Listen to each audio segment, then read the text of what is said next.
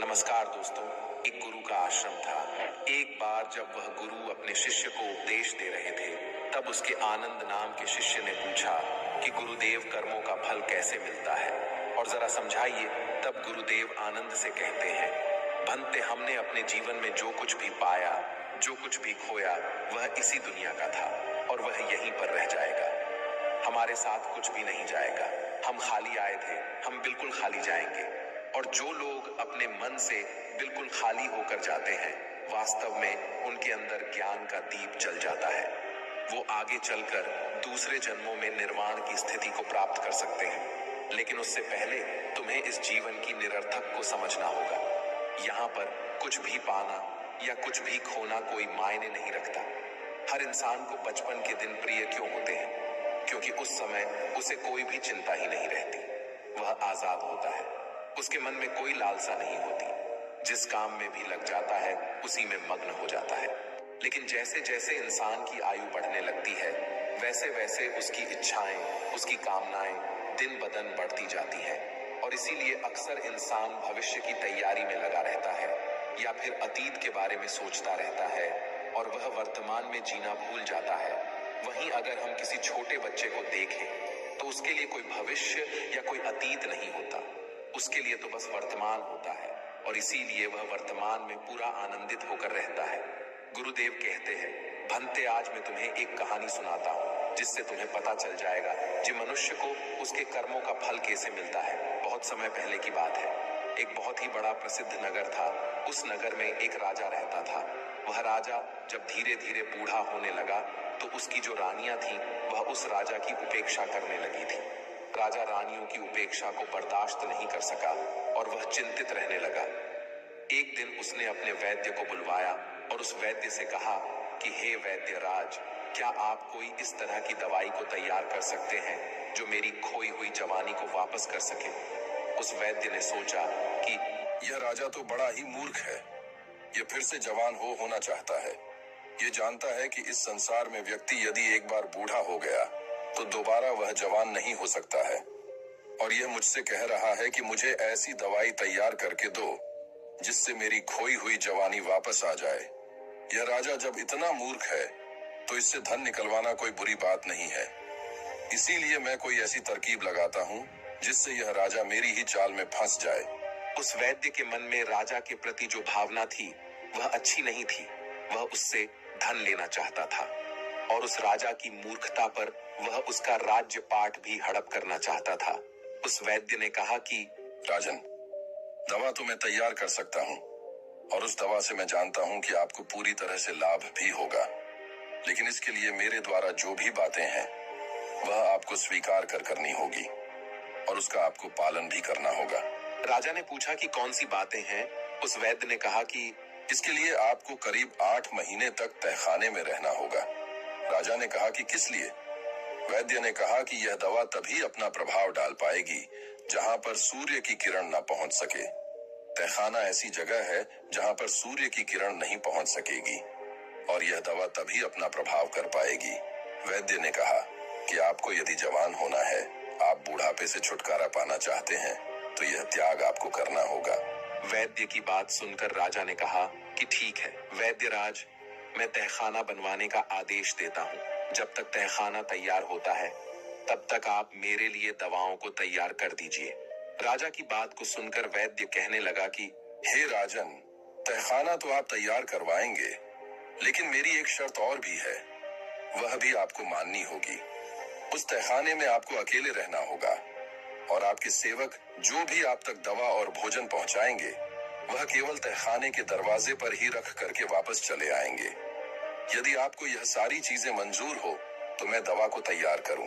राजा उस वैद्य की बात को सुनकर कि पूरी तरह से तैयार हो गया और मन ही मन राजा खुश हो रहा था कि मेरी जो खोई हुई जवानी है वह वापस आ जाएगी। और वैद्य मन में यह सोच रहा था कि यह राजा इतना मूर्ख है, मैं इससे काफी धन लूट लूंगा और इसके बाद इसके राज्य पर मेरा ही शासन हो जाएगा।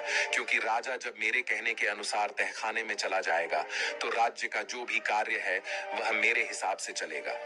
यही सोचकर उस वैद्य ने राजा को तहखाने में पहुंचा दिया और उसका उपचार करने का वह ढोंग करने लगा। उसने राजा से कहा कि हे राजन, अब कुछ ही दिनों के बाद आपका बूढ़ापा दूर होने वाला है और आपके स्वास्थ्य पर बहुत बड़ा प्रभाव पड़ने वाला है। अभी तक जो यह खाल आपकी लटकी हुई है, जो चेहरे पर आपकी झुर्रियां हैं, यह सब जाने लगेंगी और आपका शरीर बहुत ही बलशाली और एक जवान इंसान की तरह हो जाएगा। आपकी रानियां जब आपको देखेंगी तो एकाएक देख करके वह पहचान भी नहीं पाएंगी। इस तरह से परिवर्तन आपके शरीर में होगा। वह वैद्य अपनी इस तरह से चालाकी दिखा रहा था कि मानो वह स्वयं ही भगवान हो। उस वैद्य की बात को सुनकर राजा बड़ा प्रसन्न हुआ और कहने लगा कि हे वैद्यराज, हम तो यही चाहते हैं। यदि मेरी खोई हुई जवानी फिर से वापस हो जाए तो मैं तुम्हें मुंह मांगा इनाम दूंगा और इतना धन दूंगा कि तुम्हारी आने वाली पीढ़ियां भी मालामाल हो जाएंगी। एक तरफ तो वह वैद्य राजा को जवान बनाने का ढोंग करता रहा और दूसरी तरफ जंगल के रास्ते से एक सुरंग को खुदवा करके उस तहखाने से मिलवा दिया। इसके बाद वह किसी ऐसे व्यक्ति की तलाश करने लगा जो राजा का बिल्कुल हमशक्ल हो, जिसकी शक्ल राजा से मिलती जुलती हो, लेकिन वह व्यक्ति जवान होना चाहिए। एक दिन वैद्य जब जंगल के रास्ते से होकर जा रहा था, तभी देखा कि नदी के तट पर स्नान करता हुआ एक व्यक्ति वैसा ही दिखाई दिया जैसा वह चाहता था, जिसकी शक्ल सूरत बिल्कुल उस राजा से मिल रही थी।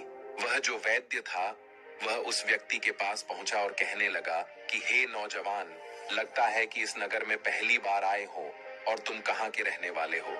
उस व्यक्ति ने कहा कि श्रीमान जी, आपने बिल्कुल ठीक पहचाना है। मैं इस नगर में पहली बार आया हूँ, लेकिन आप मुझसे यह सब क्यों पूछ रहे हो। वैद्य ने कहा कि मैं आपसे इसलिए पूछ रहा हूँ कि तुम मुझको अपना मित्र समझ लो।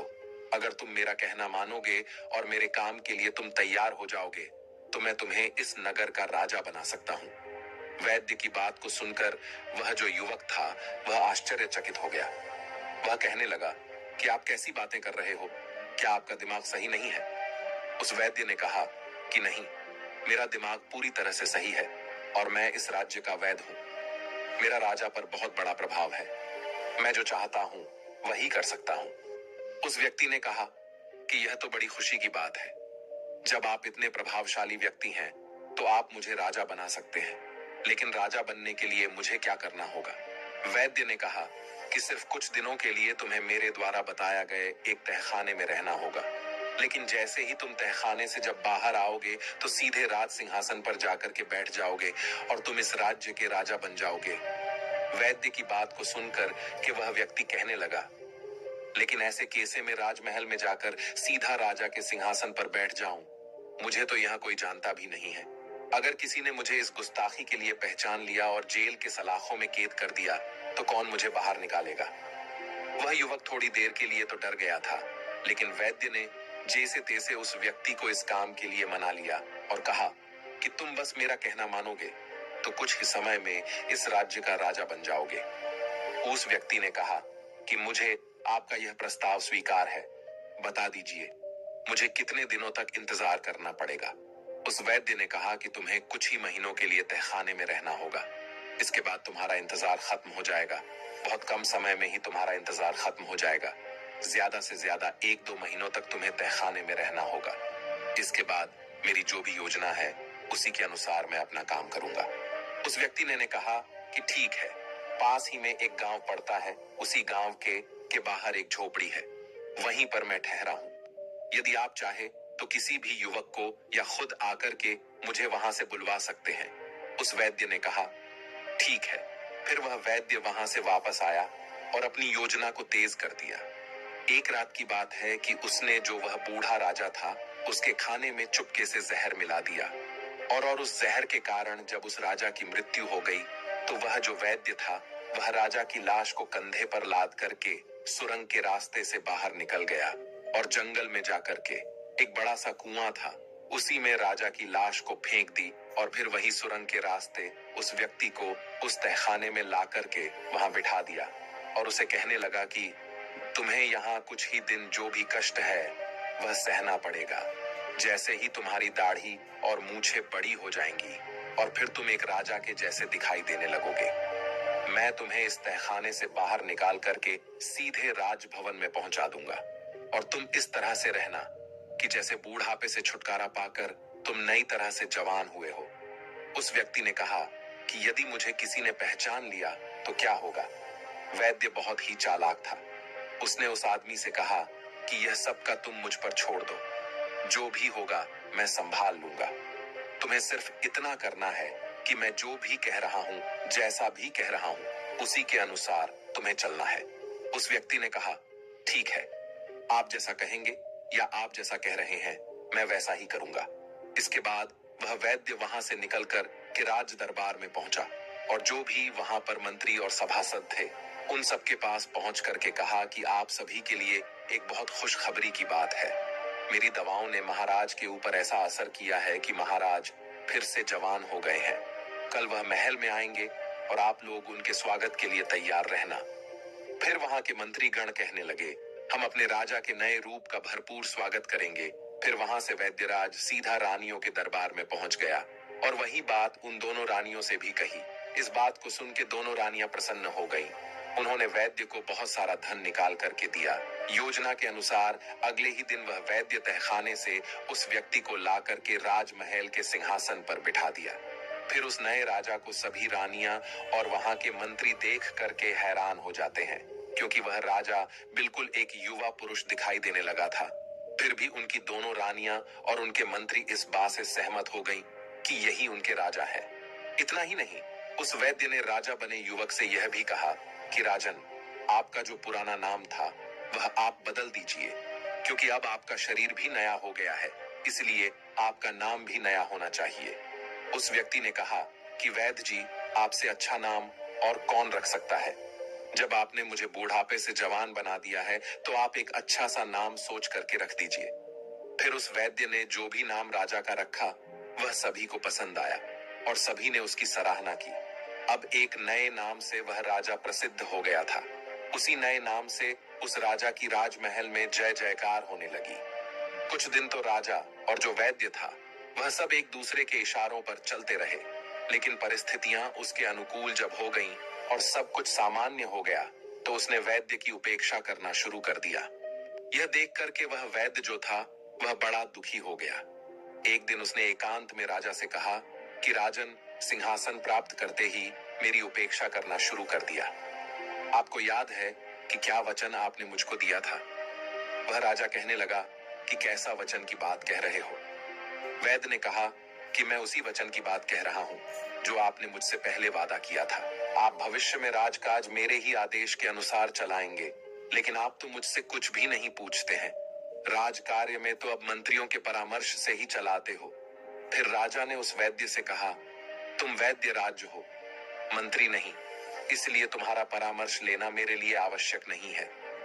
इस बात को सुनकर वैद्य क्रोधित हो गया और चेतावनी भरे हुए स्वर में कहने लगा कि हे राजन, यह मत भूलिए कि इस सिंहासन पर मैंने आपको प्रतिष्ठित किया है। मेरे ही प्रयास के कारण आप इस राज्य के राजा बने हुए हो। फिर सिंहासन पर बैठे उस व्यक्ति ने कहा कि तुम झूठ बोल रहे हो। तुम कैसी बातें कर रहे हो। तुम मुझे राज सिंहासन पर बैठाने वाले कौन होते हो। यह राज सिंहासन मैंने अपने पूर्व जन्म के कर्मों से प्राप्त किया है।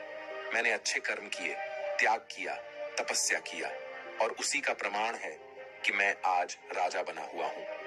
यह सिंहासन हमें अपने पूर्व जन्मों के तप के और त्याग के फल स्वरूप प्राप्त हुआ है।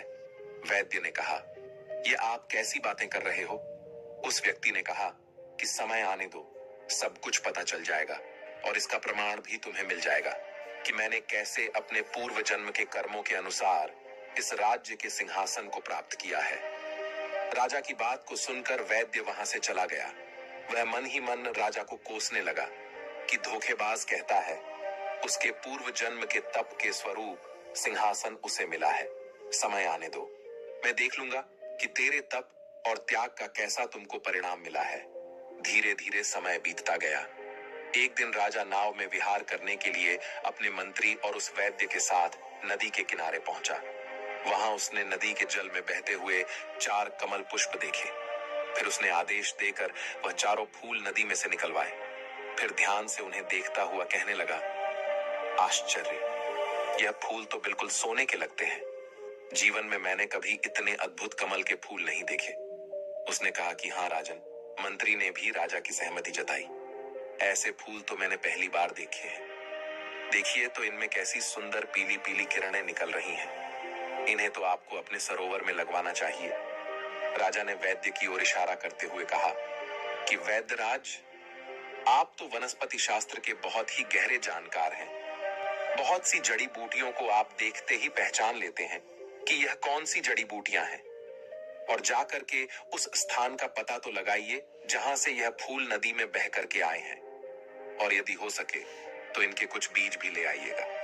मैं इन्हें अपने सरोवर में लगवाना चाहता हूं। कोई और अवसर होता तो वह वैद्य जाने से मना कर देता, किंतु इतने मंत्रियों की उपस्थिति में वह कैसे इनकार कर सकता था। यदि इनकार करता तो उसकी योग्यता पर प्रश्न चिन्ह लग जाता।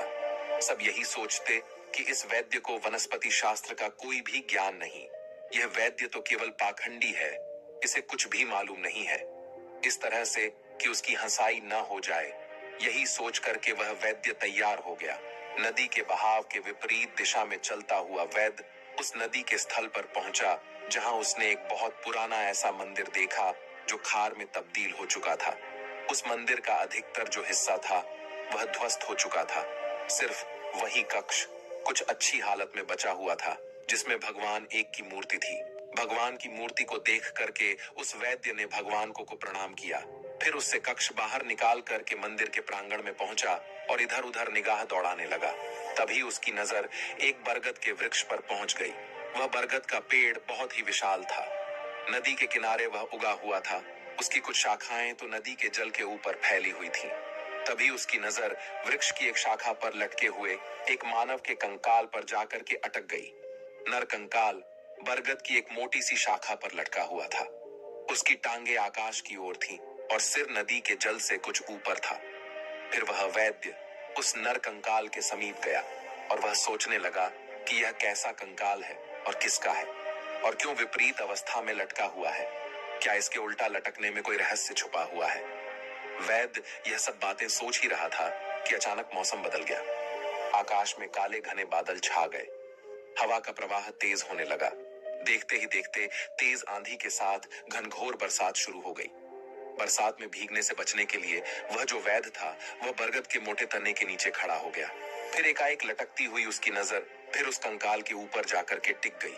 बरसात की बूंदें जब उस कंकाल को भिगो रही थीं और तब उस कंकाल को स्पर्श करके वर्षा का जो जल था वह नदी में नीचे गिरता तो उससे स्वर्ण कमल पैदा हो जाते थे। यह देख करके वह वैद्य आश्चर्य में था। बारिश जब बंद हुई तो वह वैद्य लटकते हुए कंकाल को छूने का प्रयास किया। तभी अचानक नर कंकाल शाखा से अलग होकर के नदी के जल में जाकर के गिर गया और गहरे जल में जाकर के वह वहीं विलीन हो गया। वैद्य जब वापस लौटा तो आकर के उसने जो भी बात उसके साथ जो भी घटना हुई थी वह सब कुछ आकर के उस राजा को बता दी। सुनकर के राजा के चेहरे पर मुस्कान आ गई। उसने वैद्य से कहा कि वैद्यराज, जिस नर कंकाल को तुम देख करके आ रहे हो वह पूर्व जन्म में मेरा ही शरीर था। मैंने अपने पूर्व जन्म में उस बरगद के वृक्ष पर उल्टा लटक करके वर्षों तक भगवान की तपस्या करता रहा। मैं एक योगी था। तपस्या के दौरान ही मेरी मृत्यु हो गई थी। वर्षों तक उल्टा लटके रहने के कारण मेरा शरीर सूख गया था और मेरा शरीर नर कंकाल में तब्दील हो चुका था, और अब तो वह नर कंकाल भी शेष नहीं रहा। अच्छा हुआ जो मेरे पूर्व शरीर को मुक्ति मिल गई। राजा की इन बातों को सुनकर उस वैद्य ने कहा, पर मेरी एक शिकायत अब भी है। आपसे मेरे प्रयासों से आप राजा बने और आप अभी भी मेरी उपेक्षा कर रहे हो। उस राजा ने कहा कि हे वैद्य राज, यही तो तुम्हारा भ्रम है। मैंने तुम्हें बताया तो है कि राज्य पद मुझे मेरे पूर्व के जन्म के कर्मों के फल के कारण मिला है। उस वैद्य ने कहा कि तो मेरे प्रयास का कोई मतलब नहीं है। राजा कहने लगा कि तुमने जितने काम किए सब अपने स्वार्थ के कारण ही किए हैं। मैं तो तुम्हारी कुछ बातों को भी जानता हूँ जिनके कारण मैं तुम्हें सूली पर भी चढ़ा सकता हूँ, लेकिन मैं ऐसा नहीं करूंगा, क्योंकि तुमने मेरे साथ जो भी किया है और किसी के साथ जो भी किया है उसका फल तो तुम्हें ईश्वर देगा। यह सुनकर के वैद्य जो था वह भय से कांपने लगा। राजा ने जब उसे कांपते हुए देखा तो वह कहने लगा कि डरने की कोई बात नहीं है। विश्वास रखो कि मैं तुम्हें सूली पर लटकाने का आदेश नहीं दूंगा, क्योंकि मैं जानता हूं जन्म मरण, हानि लाभ, यह सब कुछ भगवान की इच्छा से ही होता है। अपने पूर्व जन्म के कर्मों का फल मैं इस जीवन में राजा बनकर के भोग रहा हूँ। तुम अपने कुछ कर्मों का फल अगले जन्म में भोगोगे। इस जन्म में ही तुम्हारे जो लोभ है उसका फल तुम्हें भोगना पड़ेगा। अब जाओ, तुम उस दिन का इंतजार करो कि जब तुम्हें तुम्हारे कर्मों का फल लौट करके तुमको मिलेगा। उस राजा की इन बातों को सुनकर कि वह वैद्य बड़ा उदास हुआ और वहां से चला गया और अपने घर में जाकर के पलंग पर लेट गया। समय बीतता रहा, राजा का कहा हुआ सही हो गया। कुछ महीनों के बाद वह जो वैद्य था वह जंगल में जड़ी बूटियां ढूंढने के लिए गया। संयोग से वह उसी कुएं के पास पहुंच गया जहां उसने उस वृद्ध राजा की लाश को कुएं में फेंका था। उस कुएं में अब एक ऐसी ही झाड़ी उगाई थी जिसकी टहनियां कुएं के बाहर तक फैली हुई थीं। उन टहनियों में पीले रंग के सुंदर फूल खिले हुए थे। वैद्य उन फूलों को देखकर उन पर मंत्रमुग्ध हो गया और उनको तोड़ने के लिए वह अपने आप को रोक ना सका। वह कुएं के पास जैसे पहुंचा और नीचे झुककर के जैसे ही फूल तोड़ने का प्रयास करने लगा, एकाएक उसका पैर फिसला और वह उसी कुएं में जाकर के गिर गया। वैद्य ने सहायता के लिए बहुत ही आवाज लगाई, लेकिन उस सुनसान घने जंगल में उसकी आवाज कोई नहीं सुन सका। उसे बचाने के लिए कोई भी नहीं आया। मित्रों, वही परिणाम हुआ। भूखा प्यासा वैद्य उस कुएं में तड़प तड़प करके मर गया। मनुष्य को अपने बुरे और अच्छे कर्मों का फल प्रत्येक मनुष्य को एक एक न एक दिन भोगना पड़ता है। इसलिए हर व्यक्ति को अपने जीवन में हमेशा अच्छा करना चाहिए। ना तो किसी का बुरा सोचना चाहिए और ना तो किसी के साथ बुरा करना चाहिए और ना ही किसी को कष्ट देकर रुलाना चाहिए। जो मनुष्य अपने जीवन में एक सच्चा व्यक्ति बनकर के रहता है, हमेशा उसी की जीत होती है। मनुष्य को सत्कर्म करना चाहिए। सभी व्यक्तियों का मान सम्मान, यश, कीर्ति सत्कर्म से ही प्राप्त होगी और सदाचार से ही प्राप्त होंगी। यही मनुष्यों का सच्चा और अच्छा जीवन होता है। हर व्यक्तियों को अपने जीवन में इसी राह पर चलना चाहिए। मुसीबत से घिरे रहते हैं। इस तरह गुरुदेव ने आनंद को यह पाठ पढ़ाया। उम्मीद करता हूँ आप लोगों को यह कथा पसंद आई होगी। तो दोस्तों, कैसी लगी आपको ये कहानी? आप हमें कमेंट सेक्शन में जरूर बताना और अच्छी लगी हो तो इस चैनल को सब्सक्राइब जरूर कर लेना। तो चलिए, मिलते हैं ऐसी ही कोई नई कहानी में।